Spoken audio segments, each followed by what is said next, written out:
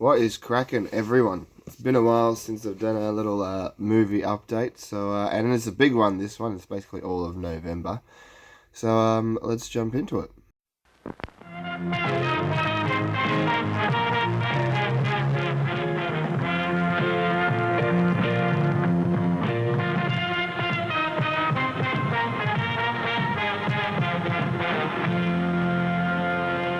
All right. There's a fair few. My God. Let's just jump into so many DVDs, and there's a couple of indicator ones that came in. Let's jump into the VHSs. First up, I've got these at Savers. Every now and again, I look at Savers. They've got their VHS section. There's not much. There's never really much there. But every now and again, I find one. Just fun. This is The Getaway with Baldwin and Kim Basinger, with Michael Madsen and James Woods. This is a special uncut version, not seen in cinemas. I'm wondering if this is like the remake of fucking The Getaway with the Steve McQueen Queen and Ali McGraw. I think it's got a $6 overnight. Still got that VHS sticker on it. It's pretty in like decent nick, to be honest. Some fluff. Strictly 1 day hire. Can't forget that. There's a little fucking barcodey thing there. Burwood East Video. Anyway, what is that? Removal of this label may lead to prosecution. Better keep that on. The Getaway from 1993. I have not seen this one. I do know of it. But, yeah, another little VHS from a VHS collection that's slowly growing. Slowly. But after this one, there's 9. My God. Big. Next up, I don't even know what this is, but I saw it and it's different, and I was like, okay, let's fucking give it a go. It's a science fiction trilogy. Gonna be honest, I didn't do a lot of fucking research on this. I bought it and I was like, that's interesting. Maybe it was like a little mini series or something that happened back in the day. This is from 1989, 1988. So late 80s here. There's 3 short stories. Well, what's the runtime? 102 minutes. 102 minutes on this bad boy. So it was an award-winning science fiction program from the Discovery Program. No, wait. Award-winning science fiction from the Discovery Program. I don't know if there was a whole series. There must be a series or something, I'm guessing. Tech 109, starring Elizabeth Perkins and Jason Patrick. Oh shit, I just realised there's Jason Patrick there. Fuck. Jason Patrick in the seat there. Come on, Jason Patrick. And James Earl Jones. Written and directed by Richard Kletter, co-writer of Fatal Attraction. What's the next one? Next one, The Price of Life, starring Jim Youngs from Footloose, Judy Geeson from Hotel, and Fred Ward. Oh, good old Fred Ward. Written by Stephen Tolkien. Doesn't say any other credits he's done. And The Ivory Tower, starring Dan Gauthier from Teen Witch. No, not Sabrina. Directed by Frank Capello. Yeah, anyway, I don't know. It's a little intriguing VHS here. And you know, here we go. There's a little tiny barcode there. Sci-Fi Trilogy. There's nothing there. Motherfucker was not kind because he did not rewind. Terrible. I just love VHSs. That's kind of cool. Flashback, isn't it? It's like a flashback and a half. My God. There we go. But yeah. Strange little thing that I'll flick into my VHS player. Oh, there we go. I could fit 9 in my little shelf. Yeah. 2, 4, 6, 7, 8, 9. Yeah, 9. Anyway, moving on. What's next? I'll do this pile because this was with the VHSs. First, keep you there. First up, I have Cube, fantastic film, pre-Saw. This is like Saw before Saw. Fantastic sci-fi horror. I had it once, I think I got rid of it, and I was like, I really want to watch it, and then I didn't have it, so I'm like, this is why I keep your shit. Well worth a watch if you haven't seen it. It's fucking tremendous. Bit of a mind fuck, but really good. Really good. Down you go. I'll do you. Do you two together. Next up, I couldn't pass up this. There's the Beatles, Yellow Submarine. This is the one film I haven't seen of theirs. Actually, I haven't seen a few of them. I've only seen A Hard Day's Night. Intriguing. Yeah, that's all. I just grab it. Fucking the Beatles, Yellow Submarine, and they're all into their LSD. Oh, Aussie release too. Well, plenty of features there. There's this little booklet as well. There we go. Who does the cast? So, character John is voiced by John Clive. Paul is voiced by Jeffrey Hughes. George by Peter Batten. Ringo, Chief Blue Meanie by Paul Angelis. Lord Mayor and Nowhere Man and Max is Dick Emery. Old Fred is Lance Percival. Percival, what a great name. There you go. Yeah, nice little booklet. Kind of cool. That's kind of cool. Yes, I have not seen this little ditty before, but I am intrigued. When was this fucking done? Beatles Yellow Submarine from 1968. 1968.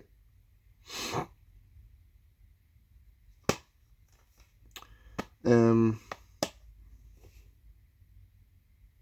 surprised they didn't get the Beatles to actually do their own voices on that. Maybe that's at the time they were going through their turmoil. So it's like, let someone else do it. Next up, I keep saying this, but here we go again. Another John Wayne film, The Cowboys.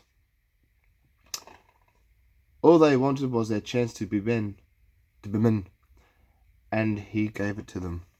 I don't know what that means. Offbeat and intriguing, well performed and beautifully shot. Produced and directed by Mark Rydell. Who else is in this? Co-starring Bruce Dern. Oh, yes. My Brucey boy. Is that old Bruce Dern or young Bruce Dern? It's John Wayne with a whole bunch of kids. No, it would have been old Bruce Dern, because Bruce Dern was like, this is fucking, what, 1971. Yeah, this is old Bruce Dern. Nice little Jonathan Wayne flick there. Here we go. New Ghibli films. I fucking love finding these in op shops. It's great because they never drop price in JB because they're always like $30. I'm like, yeah, I'll get it. And I've got like fucking, I think this is like my 10th or 11th, and I've found them all in Savers mostly. A couple, mostly Savers, but yeah, fantastic. Ponyo's seen plenty of times. That one plays so much. My God, I think I've seen this film like 3 times because I always catch it at some point on TV.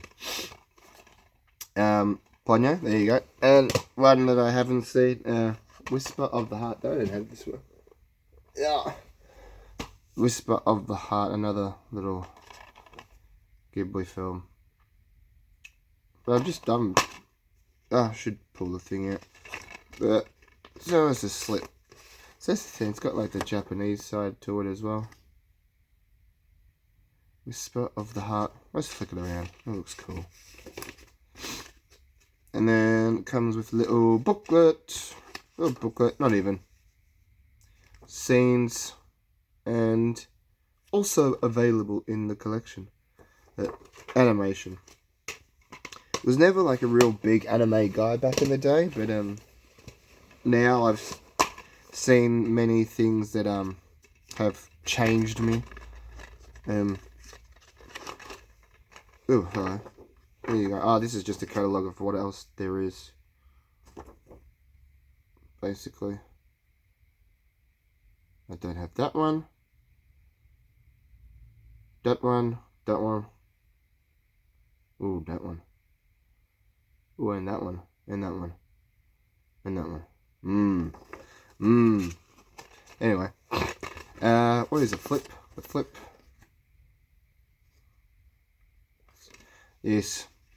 Yeah, again, I was so surprised to find these. I think it's just like, because I don't know, it's just weird that I see like things that I know cost a bit to buy at like retail price, and then you see things in op shops like, did they just not, they just fail to sell it on eBay or some shit, and so they're just like, fuck, just get rid of it, I can't deal with it anymore. What's next? This next pile from, where was this? It was another Savers. Different Savers. Different Savers a couple of days apart. Yes, it was. My nose. Every video I got an itchy nose. Fucking hell.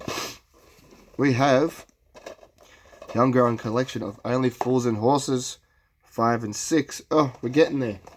Fuck, we're getting there. The only problem with it, and these are like, this is a UK, yeah, these are UK releases too. Nice and silvery, with a nice little scene selection there.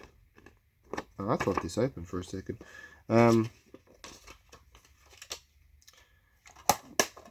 Oh yeah, and every time I see the box set. See the box set of a little pamphlet. Don't you like these pamphlets? What else can you get on this line of movies? The Christmas specials. That's the one.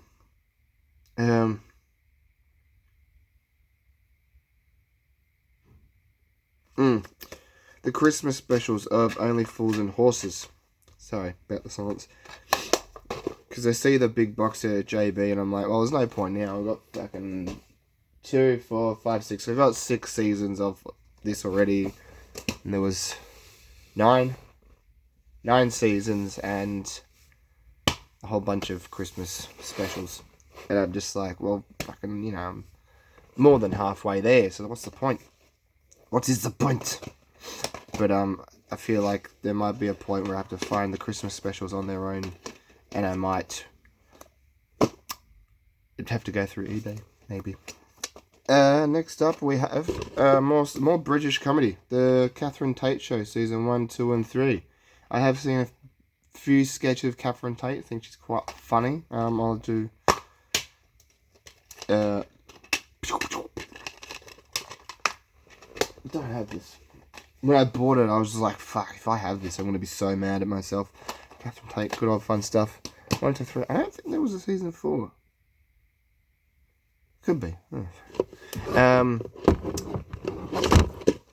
What was I going to say? But yes, funny lady.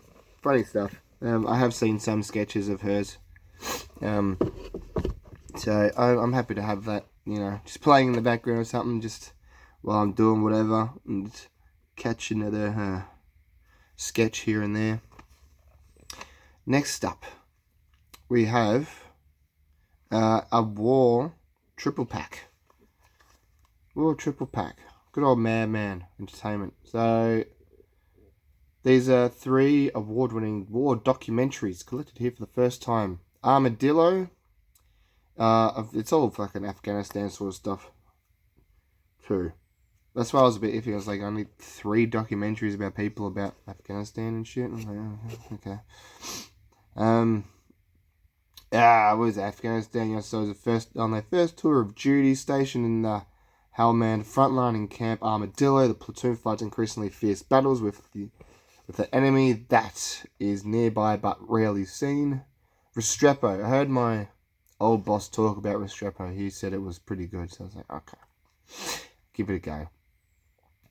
Nominated for an Oscar, brave soldiers of the 173rd Airborne Brigade stationed in the remote Karingal Valley of Afghanistan, considered one of the most dangerous postings of the war. So they've built a strategic outpost that they named Restrepo. This is their story in their words. Helen back again, Oscar nominated. Helen Baker follows 25-year-old Marine Sergeant Nathan Harris on his most difficult mission, coming home. After being seriously wounded in Afghanistan, Harris is forced to cut his tour short, leaving the danger and excitement of life on the front line behind. Brings the war home in ways that make gun-toting soldiering look like a day at the beach compared to the physical and psychological scars of returning home. So that one sounds like somewhat familiar because it's different following someone dealing with, I guess, PTSD in some form of a word. But yeah, I was just like, do I get it? No, I got it. But I got it. Why not? What's next? Here we go. Childhood. Holes. Fantastic film. I remember I read the book. That was fun. This great film. I love this film. It's been so long since I've seen it, and I am quite eager to watch it again. I do remember it quite well when I first watched it. It's a lovely film. Excuse me, get nailed. The sticker residue. Next up we have a Canon Films. Haha. Canon? No. Yes, please. No. Not Canon. Fuck, I thought it was Canon. Anyway. King Solomon's Mines. Jonathan Rhys Davis plays the same fucking character he was in Indiana Jones. This is King Solomon's Mines. It's quite funny. With Richard Chamberlain, directed by J. Lee Thompson as well. Oh no, it is fucking canon. Yeah, it is. Oh my god. I'm like reading the MGM and I'm like, no, it's not them. And then I read in the credits here, it's a Golden Globus production of J. Lee Thompson. So as soon as I saw J. Lee Thompson, I'm like, I swear, that guy did fucking like 10 films with these guys. And I should know, because all fucking Canon films basically look like this. I have the MGM right on the top. They give out good VHS vibe covers, that's for sure. And Sharon Stone, the old Shazza. Next up we have a Paul Schrader film, Affliction. I had the weird sensation I had seen this, but I just couldn't remember anything. I know I've stared at this cover before, and I'm just like, I swear I've seen you. Written and directed by Paul Schrader, fantastic writer and director, great cast here. Yeah, Nolte, Carbon, Sissy Spacek, William Dafoe. Who else is in here? Doesn't say anyone. Mary Beth Hurt, Jim True. Haunted by the Past. Oh, yes. Right, anyway. Wade Whitehouse is frightened to death of the following his father's footsteps. Ooh, look at that. Filmed by Paul Schrader. Yeah, again, one I have like this. Yeah, James Carbon won the Academy Award for this. Coburn. I say Carbon a lot. James Carbon. I don't know why. Anyway, classic time, silver screen shit. Betty Davis. Now Voyage. Now Voyager. Voyage. Is all three. Oh wait. A tender love story, a taut psychological drama, and an inspiring tale of physical and spiritual transformation. Now Voyager is all three, as well as a Betty Davis career milestone, resulting in her 6th Best Actress Oscar nomination. She magically plays Charlotte Vale, a spinster who defies her demurring mother, bitchy mother, fellow Oscar nominee Gladys Cooper to discover love, heartbreak, and eventual contentment. Good on her. Bless you. Oh, good old school films. Who directed this?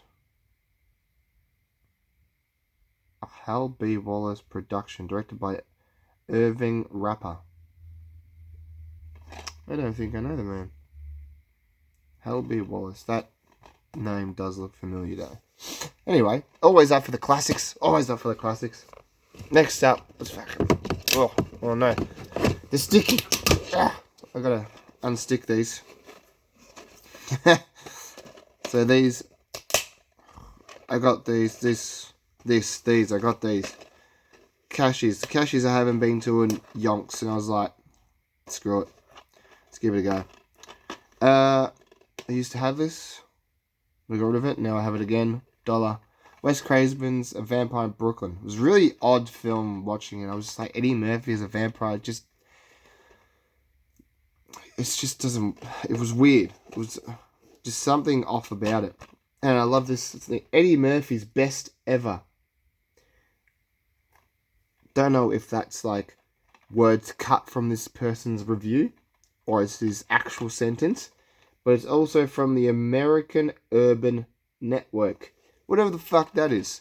I just love those comic tale of horror and seduction. You know, I love these where it's like you got a film and then there's just like one of the best action films of 2019 and it's from like a radio station that have 6 listeners in Connecticut and you're like, sick. I'll take your word for it. How much were you paid again to say that? Next up, I should get a Blu-ray of this. The fuck, I got the DVD. I was just like, screw it, just give me it. Just give me it. The Departed, Scorsese. Fantastic film. Bam. Collateral. I should get a Blu-ray of this. It's a great film. It's been a while since I've seen this, and this is actually a good Tom Cruise fucking film too. Tom Cruise has got some decent stuff here and there, and this is one of them. Jamie Foxx, great. Michael Mann, fantastic. It's just well-made action thriller.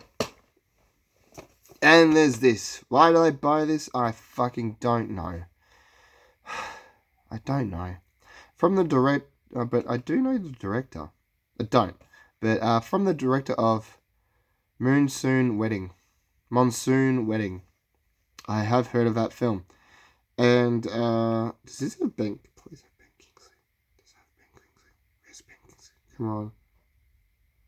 Producer, editor. No. Back. No. Kama Sutra. I was just like, lol, what? And I'm just like... Siren Visual Entertainment. Remember Siren Visual? Fantastic stuff. They did great stuff back in the day. It's, yeah. Medium level violence and high level sex scenes. I'm like, did I just buy this just to see a movie about the Kama Sutra? And I'm just like, I think I just bought Indian porn. I think I just bought Indian porn. You know, there's a boob at the back. There's a guy that looks like Ben Kingsley, but the back's too hard to see. And there's a decomposed head in a bucket. So I'm like, fucking, alrighty then. Fucking, I'll watch it one day. One day. I'm in no rush, but one day. You can go there. Next, yeah. Next up, you can go there. You're a surprise. Here we go. One that I had a long time ago. Again, this has been a few. One that I used to have, but not anymore. Oh, fuck, there's still more there. I forgot I put that part. Shit, alright. Let's smash it. The Maids. Fantastic film. I remember watching this. It was basically just 2 maids in one room, and they'll just like back and forth. It's a theatre production. Umbrella's theatre production films. I have this and The Iceman Cometh. I do want to get more because I do love my theatre performance films. But I do remember watching this. It was a great film. I forgot about that pile. My God. Punisher Warzone. It's been a while. It actually... No, why do I say that? I say that a lot. I have not seen this, but I've heard great things, and, you know, rest in peace, Ray. Rest in peace, Ray. Good old Dominic West in this as well, and Wayne Knight. Been meaning to watch this and see this for a while, because people say it's like full-on, extremely violent. And I do love the Thomas Jane one. I think that's great as well. Next up, an not old school umbrella, sorry, but one I don't see much. Rowing with the Wind. You Grant Elizabeth, look, baby Elizabeth Hurley. It's like, my God. I was like, what is this? This is an interesting... I read the back and I was like, okay, you have me intrigued now. In the summer of 1816, Percy Shelley, played by Valentine Pelkar, his mistress Mary Shelley, played by Lizzie McInerney, and her stepsister Claire, Elizabeth Hurley, visit Lord Byron, Hugh Grant, at his castle in the hauntingly stunning Lake Geneva. Byron sets out a challenge for each to write a horror story of their own invention. As Mary begins to imagine her novel Frankenstein, she visualizes the monster most vividly, and for the next 6 years believes the personification of her creation is the cause for several tragic deaths, a living nightmare that threatens to destroy all that she loves.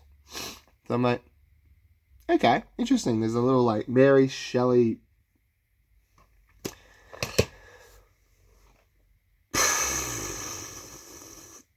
not origin story. Origin, it's very early. My brain, I haven't had a coffee yet, and my brain's just like, you alive, motherfucker?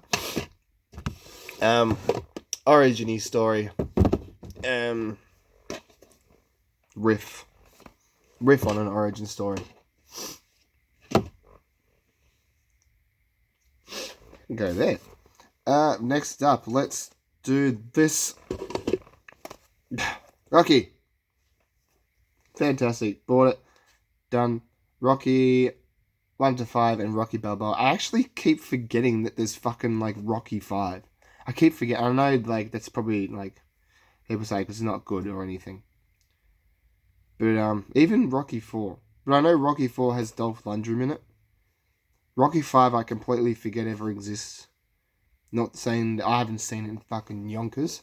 And Rocky 3 I just forget because I'm just like, is that the Mr. T one? Like, what else happens in that film? I don't know. All I know is that that's the Mr. T one. But yeah, after watching the Slide documentary, I was like, a couple of days later I saw this, I was like, ha, meant to be. So bam. Rocky. Good old Rockstar. Stick you there. Ugh. Yeah, here we go. There's a whole bunch of random stuff. What did I get? What? This is no canon film, unfortunately. Sad. Gene Hackman and the guy, Mikhail Baryshnikov.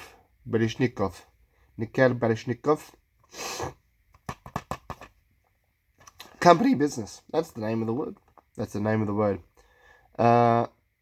Written and directed by Nicholas Meyer. Ooh, who else is that? No, wait. Sorry. Cold War may be over, but things are about to heat up again. Ugh. With an American thriller writer heard through Europe, blah, blah, blah. When ex-CIA agent Hackman is called out of retirement to escort a Soviet spy to Berlin for a prisoner trade with the Russians, it seems like business as usual, but when the former adversaries realize they have been double-crossed by their own governments, they must work together to uncover and destroy the double operatives. No. It kind of reminds me of the other Gene Hackman film with Tommy Lee Jones. What was the company? Is that basically the same fucking thing? Yeah. I need to look into that because I just like I do remember the Tommy Lee. And Tommy Lee Jones is a bad guy, and Gene Hackman's escorting him. Maybe it's different, but that synopsis sounds exactly the same. Next up, X-Files movie. I actually haven't seen this, but I'm slowly bit dusty. Slowly building my X-Files collection. So, fuck yeah, let's do it. Next up, one I haven't seen since I was a child. My God, The Saint. Y'all remember The Saint? Shit. Val Kilmer playing 56 different people with Elizabeth Shue. I remember bits from this because I just remember the flashbacks of him being a child in the orphanage, and there was like this big there was this hallway, but one wall, there was a wall, you got the walkway, hallway, wall there, and then it was just like a big drop into like a fucking pavilion area, and in the middle of the hallway there was a metal gate, and on one side it's the boys and on one side it's the girls, so it was like a fucking orphanage for boys and girls or whatever, but they just separated them, and you know, young love and all that fun stuff. Directed by Philip Noyce, good old Aussie director as well, Philip Noyce. Anyway, that was just a weird Babylon. Next up, we have a Cheech and Chong film. Cheech and Chong are the Corsican brothers. A swashbuckling parody. I was like, fucking, let's do it. Cheech and Chong. They saw Paris, they saw France, they saw the Queen in her underpants. Oh. Toys. I haven't seen this in so long that I'm just like, fuck, I need to watch it again. Barry Levinstein, very underrated. Somewhat of a forgotten film. This one, A Death to Smoochie. Another Robin Williams one. My God, that dust just went up my nose. Oh. Next up, we have The Babe. John Goodman playing Babe Ruth. Just John Goodman. It's John. And I've been wanting to see this for a long time as well, too. Very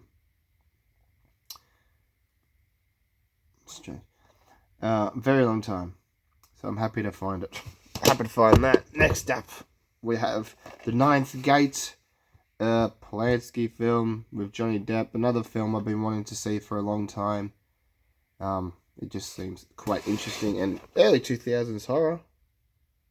No, 1999. There you go. Late 90s horror flick. Good old John. Good old John. Next up we have Incendies. Is that it? Incendies. Old school film by Denis Villeneuve. Well, I haven't seen his old. I'm saying his old is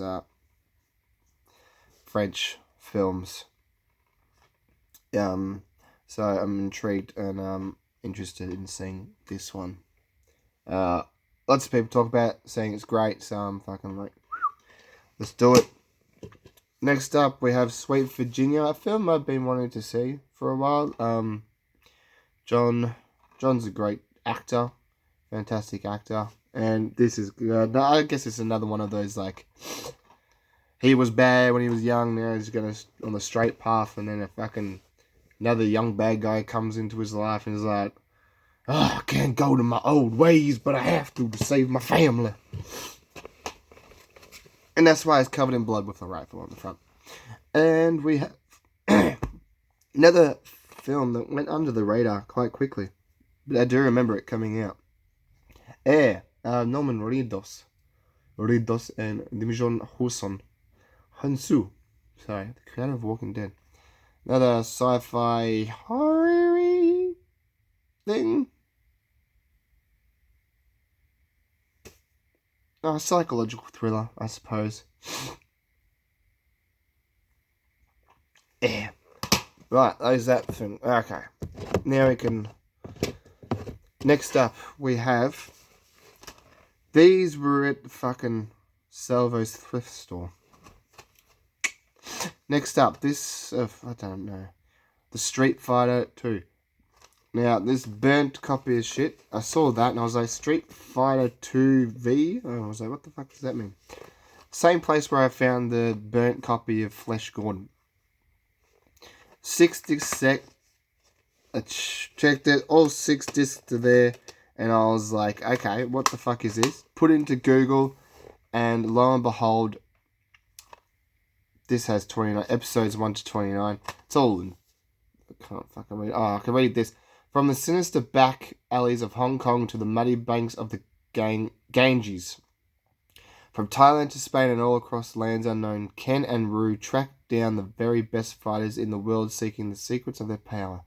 Take to the streets and watch as legendary warriors collide in this amazing martial arts action series.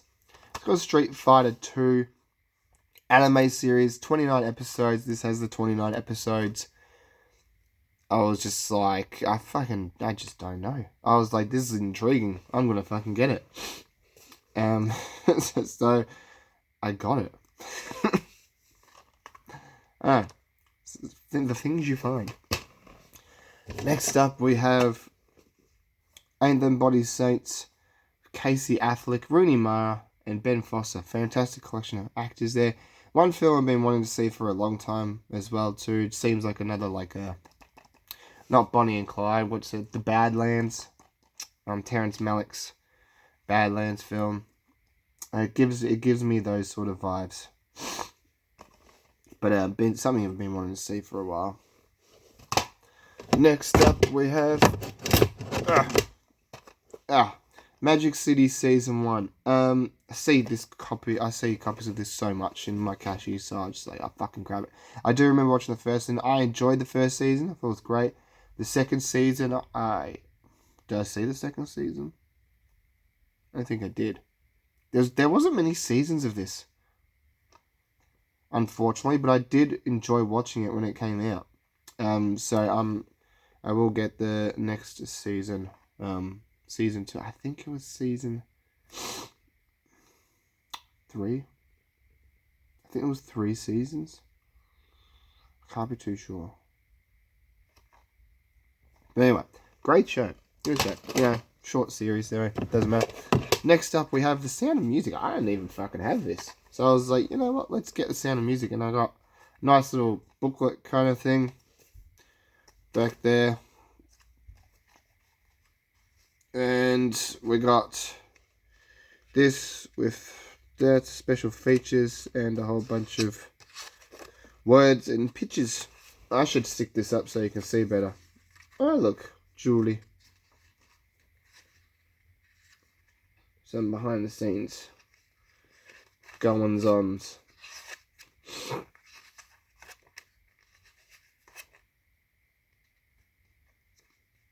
Yeah, I was like, oh, fuck yeah.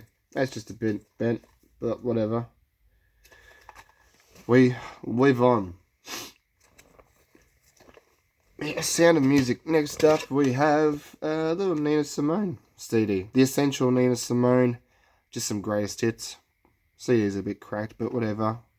I'd be happy to enjoy this in the car. A little bit of Nina. Okay, good. Right. Last film, and then Meet Indicators. Now, this one I had to... It's been a long time since I've seen one of these films around. And I don't think you can even fucking call it a film, to be honest. It's not a film, it's just a collection of things happening. I just want to find more of these. This is great. Barroom, Babes and Brawls. 100% hardcore barroom action. Raw footage of barroom action at its best like you have never seen before. Extreme, uncut girls, fights, brawls, knockouts, and more girls. Rated R. And I was like, I'm getting that. Can I show you the back of that? Oh, fucking whatever. 100% hardcore real video. Here we go. What's the back? Here we go. This is the video your mother warned you about. This is footage of barroom action edited to a fast-paced metal soundtrack. You get a high-voltage montage of aggressive catfights, mind-blowing beatdowns from the oversized bouncer, off-the-hook go-go dancing, and flirtations from the righteously endowed bartenders of the female persuasion. That sounds like fucking fantastic trash. My God, 2004. I had to get it. Next up.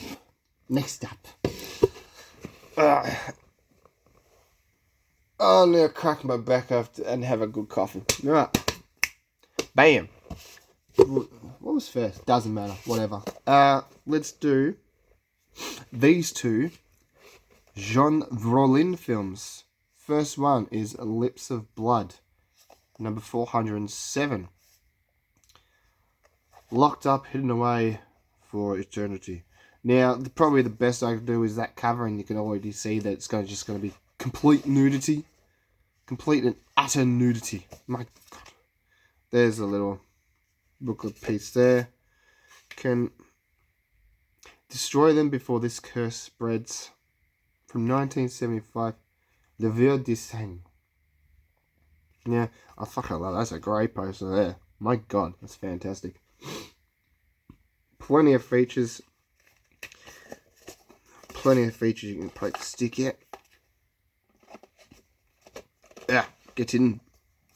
And is the booklet. Bam. Good old.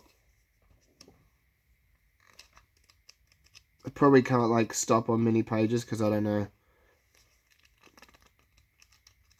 Probably got a quick flash of a nipple at some point there, maybe.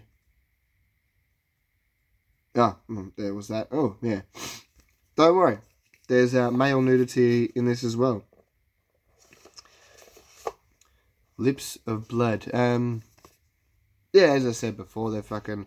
I think they were gonna. I feel like they were gonna do a box set of Sean's films, but and then they just opted to this. Seems like it might have been a cheaper or maybe a better option for them.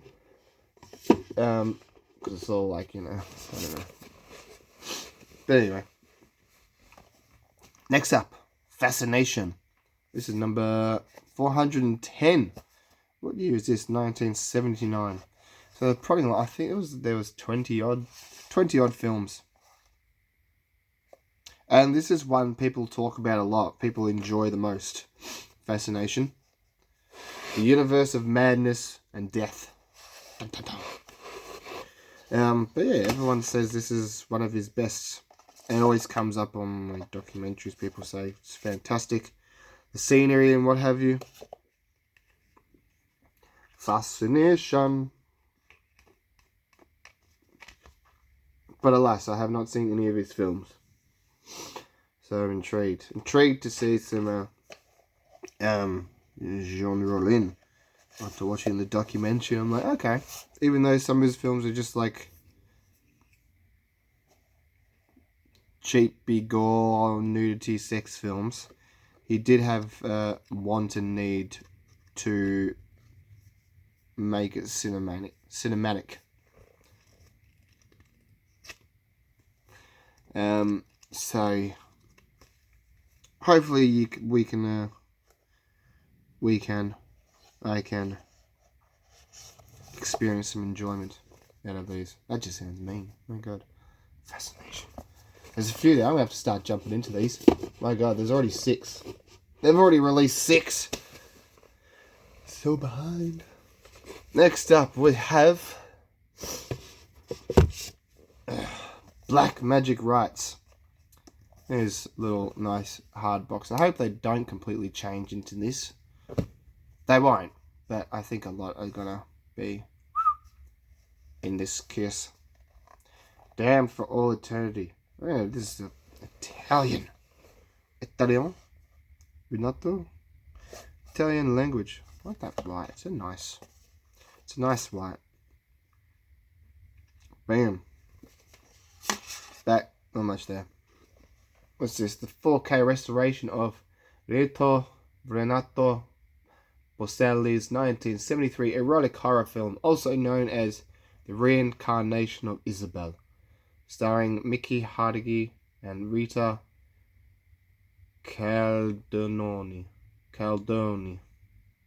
The strictly limited individually numbered Blu-ray edition features an extensive array of newly produced extra features, including an interview with composer Gianfranco Rivelli and an 80-page book. Rated R. Bam, bam, bam, bam. That is.